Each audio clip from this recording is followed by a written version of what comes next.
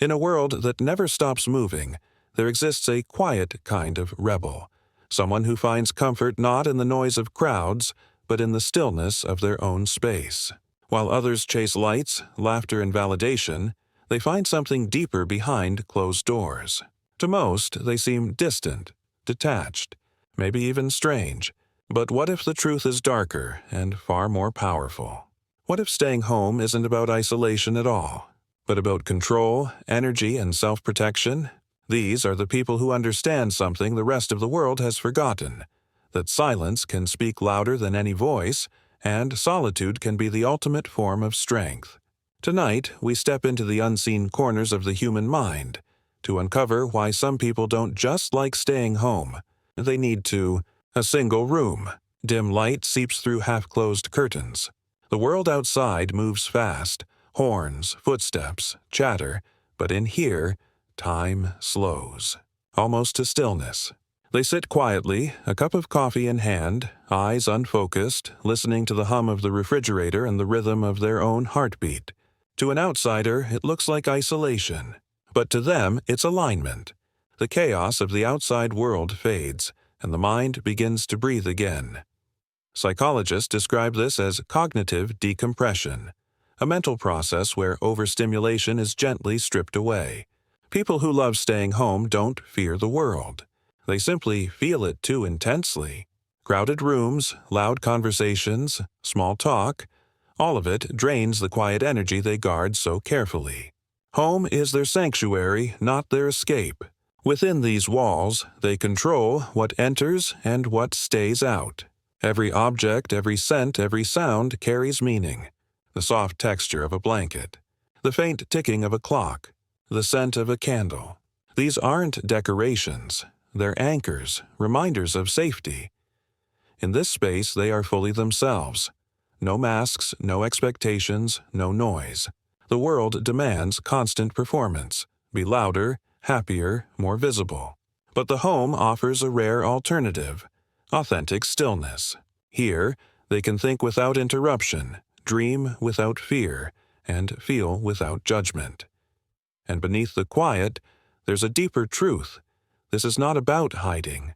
It's about healing. Every moment spent in solitude repairs what the noise has broken. In this sanctuary, they don't withdraw from life. They reconnect with it, piece by piece, breath by breath, because sometimes the strongest souls aren't the ones shouting in the crowd, they're the ones sitting silently in a room, learning to hear the whisper of their own mind. Night settles in. The lights are low, and silence fills the room like a thick mist. There's no music, no phone buzzing, no background noise, just stillness. They sit near the window, staring into the darkness beyond the glass.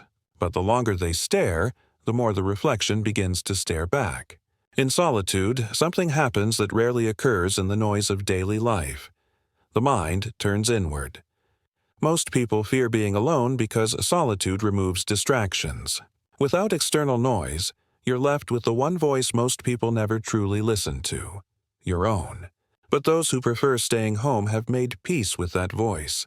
They don't run from it. They study it. Their thoughts are layered, complex, and often heavier than they appear. In psychology, this is known as introspective depth, the ability to analyze one's own emotions, motives, and fears with clarity and honesty. In the mirror of solitude, they face their true self, the unfiltered version hidden beneath the social mask. Every quiet night becomes a silent therapy session, every thought a reflection, every emotion a lesson. They begin to see how pain shaped them, how silence healed them, and how understanding themselves helps them understand others. This is why they seem distant in crowds. It's not detachment, it's awareness. They've learned that most conversations are noise, and most connections are masks. So they choose the company of their thoughts instead. In this reflective space, the mind becomes a mirror that doesn't lie. It shows both the beauty and the darkness within, and instead of fearing it, they embrace it. Because for those who love staying home, solitude isn't emptiness. It's truth. The next morning, sunlight cuts through the curtains. The world outside begins its usual performance. Car engines rumble, People rush past each other with half-hearted smiles, phones glued to their hands. From their window, they watch it unfold like a movie they've already seen too many times. The noise is constant, not just the sound of traffic or conversation, but the psychological noise of modern life. Notifications, expectations, endless demands to be seen, be liked, be more. It's a world addicted to noise because silence terrifies it. But for those who love staying home, this chaos feels heavy, like static pressing against the mind.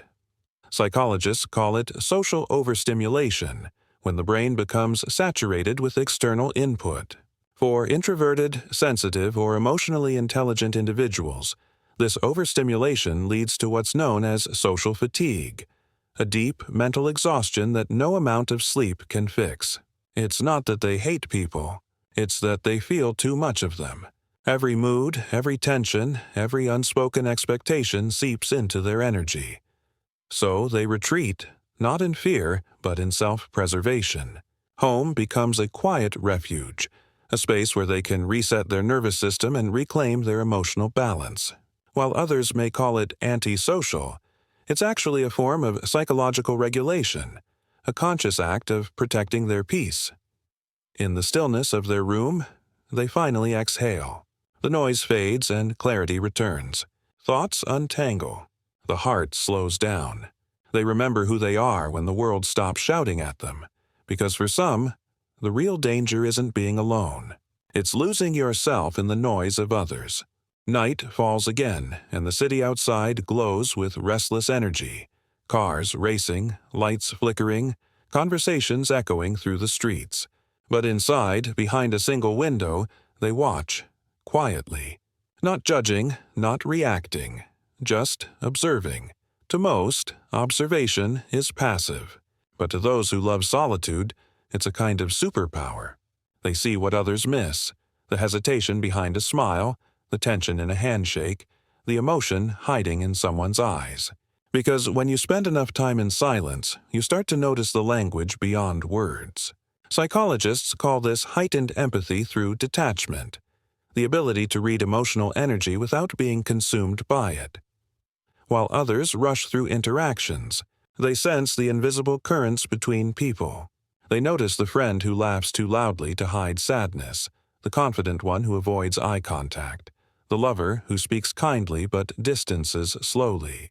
They decode human nature not by listening to what is said, but by feeling what is not. This gift comes from stillness. Solitude trains perception. It sharpens intuition. It transforms the mind from participant to observer, and in doing so, it reveals truth. They begin to see patterns in people, predict reactions, understand motives, almost like reading a secret code of behavior. But this awareness comes with a quiet burden. The more you see, the less you can unsee. The more you understand people, the harder it becomes to be among them. So they stay home, not to avoid humanity, but because they see it too clearly. In their solitude, they hold a mirror to the world, watching as others play their roles, while they remain still, silent, and awake. Because sometimes the deepest understanding doesn't come from speaking. It comes from seeing. It's late again. The world outside is asleep, but inside, a soft light glows. The air feels different here, heavy with calm, alive with thought. They sit in silence, surrounded by familiar shadows, a faint melody playing somewhere in the background. It's here, in the stillness of their space, that they step fully into their inner world. This world isn't made of walls. It's made of thoughts, memories, and unspoken emotions. It's the place where their truest self lives, untouched by judgment or noise. Most people run from their inner world because it demands honesty. But those who love staying home walk into it willingly. They know that the mind, when left undisturbed, begins to speak truths the outside world drowns out. Psychologists call this reflective solitude, a state where the brain switches from reacting to processing. It's here they begin to understand patterns, why they think the way they do, why certain emotions return, why silence feels like medicine. Each quiet night becomes a form of rebirth, a shedding of everything false and unnecessary.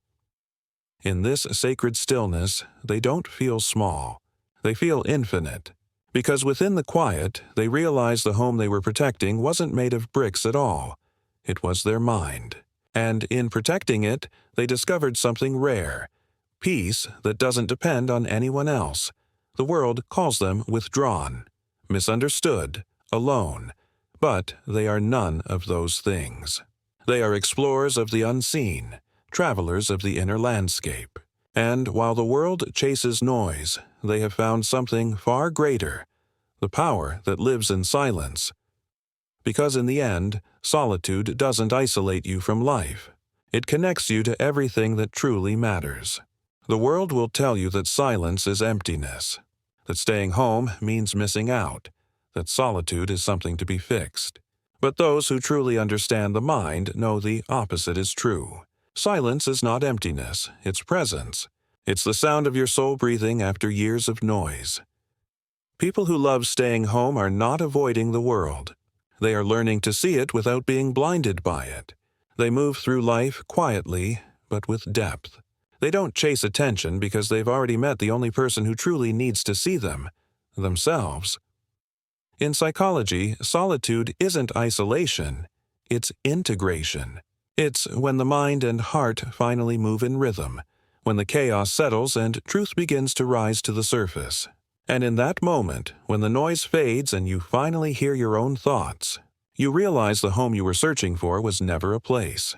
It was a state of being, a sanctuary built within your own consciousness. So if you ever find peace in being alone, don't question it. It doesn't mean you're disconnected. It means you're awakening. Because the ones who stay home, the ones who find strength in stillness, are often the ones who see the world most clearly. In a society obsessed with being seen, they are the ones who have learned to see,